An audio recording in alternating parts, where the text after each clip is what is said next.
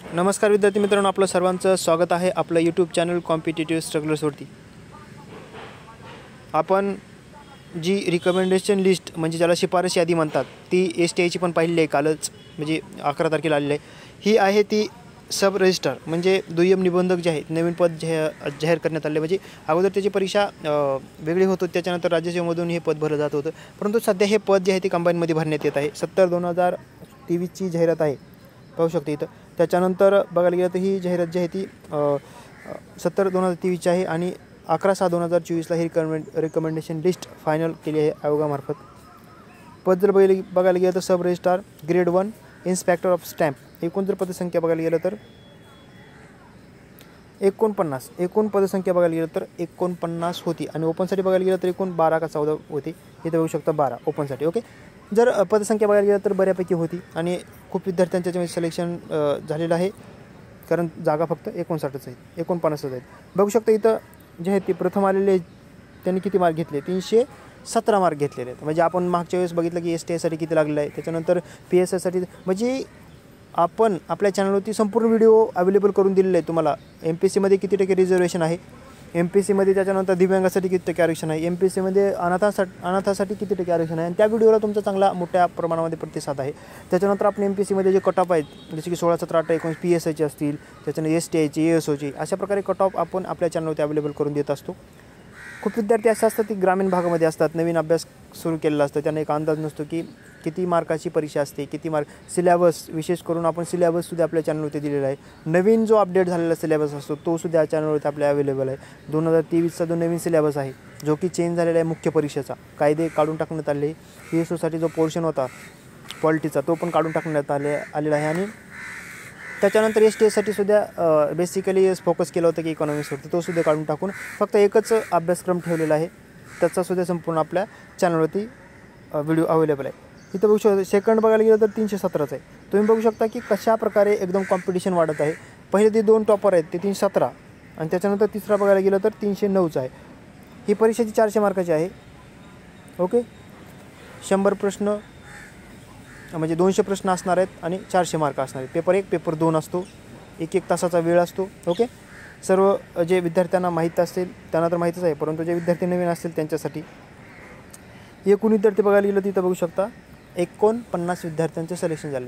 ज्या विद्यार्थ्यांचं याच्यामध्ये SRमध्ये सिलेक्शन झालेलं आहे त्या विद्यार्थ्यांना आपल्या चॅनलमार्फत खूप खूप शुभेच्छा. चांगल्या प्रकारे तुम्ही याच्यानंतर तुम्ही राज्यसेवेचा देखील अभ्यास कराल. ओके, येत्या काळामध्ये 21 जुलैला राज्यसेवा पूर्वपरीक्षा आहे प्रस्तावित सध्या तरी. ओके, नंतर काय अपडेट असेल तर मी तुम्हाला कळवेल आपल्या चॅनलमार्फत. आता कट ऑफ बघायला गेलं तर इथं बघू शकता 292चा कट ऑफ लागला आहे. कट ऑफ दिवसेंदिवस वाढत चालला आहे मित्रांनो. अभ्यास चांगल्या प्रकारे करा, कारण कॉम्पिटिशन भलेही जास्त असली तर जागांचं प्रमाण देखील त्याच प्रमाणामध्ये कमी होताना आपल्याला दिसत आहे. ओपनचा बघायला गेलं तर 292चा आहे, महिलांसाठी ओपनचा 274 आणि स्पोर्ट्ससाठी 249 लागलेलं आहे. कट ऑफ पण वाढत चालला आहे.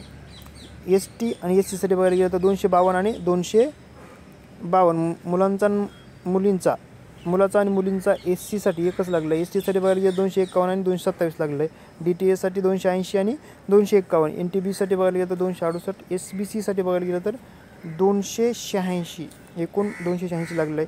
त्याच्यानंतर बाकीच्या कॅटेगरीचं बघायला गेलं तर OBC 288, 267 मुलींसाठी आणि 212 स्पोर्ट्ससाठी दिलेलं आहे. EWCचं बघायला गेलं तर 290 आणि 266 लागलं आहे.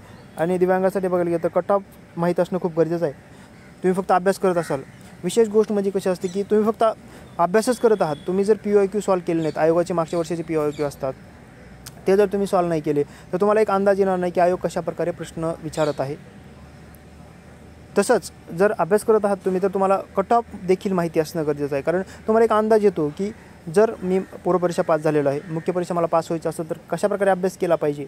एका तासामध्ये तुम्हाला 100 प्रश्न सॉल्व करायचे असतात, त्याच्यामध्ये 200 मार्क घ्यायचे असतात. त्याच्यानंतर दुसरा पेपर असतो 1 तास असतो आणि 100 प्रश्न 200 मार्कासाठी असतात. असे एकूण 2 तास पेपर असतात. 2 म्हणजे आता मागच्या वेळेस 2 दिवसाचे असायचे, पण सध्या आयोगानं मॉर्निंगची शिफ्ट आणि त्याच्यानंतर दुपारनंतर असं पेपर ठेवून एका दिवसामध्ये पूर्ण पेपर घेण्याचं मॅनेजमेंट आयोगानं केलेलं आहे. चांगली गोष्ट आहे.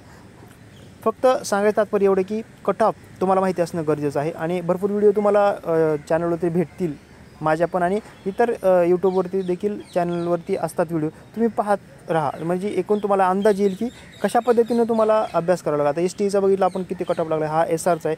जागा भलेही कमी असल्या तरी कट ऑफ पण त्याच्या प्रमाणामध्ये वाढत आहे. आणि PSIचा स्पेशली बघायला गेलं तर आपल्या चॅनलवरती खूप व्हिडिओ आहेत अवेलेबल. ओके, त्याच्यानंतर विशेष गोष्ट म्हणजे पगार देखील PSIला किती आहे याचा पण व्हिडिओ आपल्या चॅनलवरती अवेलेबल आहे. दिव्यांगासाठी बघायला गेलं तरी ENB टाईप आहे, त्याच्यानंतर 252 आणि 230. विशेष गोष्ट म्हणजे SRची ही पहिल्यांदाच भरती झालेली आहे. 2023मध्ये पहिल्यांदाच हे पद ॲड करण्यात आले. त्याचा कट ऑफ आहे आणि टॉपरला किती मार्क पडलेत आपण पाहिलं आहे. तर विद्यार्थी मित्रांनो, अभ्यास चांगला करा. दिवसेंदिवस स्पर्धा वाढत आहे आणि कट ऑफ देखील वाढत आहे. परंतु जागांचं प्रमाण ज्या पद्धतीनं मागच्या काही वर्षामध्ये होतं त्या प्रमाणामध्ये आपल्याला दिसत नाही आहे. त्याच्यामुळं जास्तीत जास्त अभ्यास करा. ओके, आणि लवकरात लवकर पोस्ट मिळवा हीच आपल्या चॅनलमार्फत तुम्हाला शुभेच्छा असेल. आणि विशेष गोष्ट म्हणजे आपले टेलिग्राम चॅनल देखील आहे, तिथंसुद्धा तुम्ही जॉईन व्हा आणि त्याची लिंक जी आहे ते डिस्क्रिप्शन बॉक्समध्ये दिलेली आहे, तुम्ही जाऊन जॉईन करू शकता. आणि यूट्यूब चॅनलला देखील सबस्क्राईब करा. ओके, कारण अशाच प्रकारचे यूजफुल जे की तुम्हाला आणि कमी वेळेमध्ये, आपण जास्त टाईमपास करत नाही, कारण कमी वेळेमध्ये तुम्हाला जेवढी मला माहिती आहे आणि जेवढी माहिती आमच्या जे विद्यार्थी सक्सेसफुल झालेले आहेत त्यांचे जे मित्र आहेत त्यांच्यामार्फत आलेली माहिती असते ती आपण इथं अचूकपणे देण्याचा एक छोटासा प्रयत्न करत असतो. तोपर्यंत जय हिंद, जय महाराष्ट्र.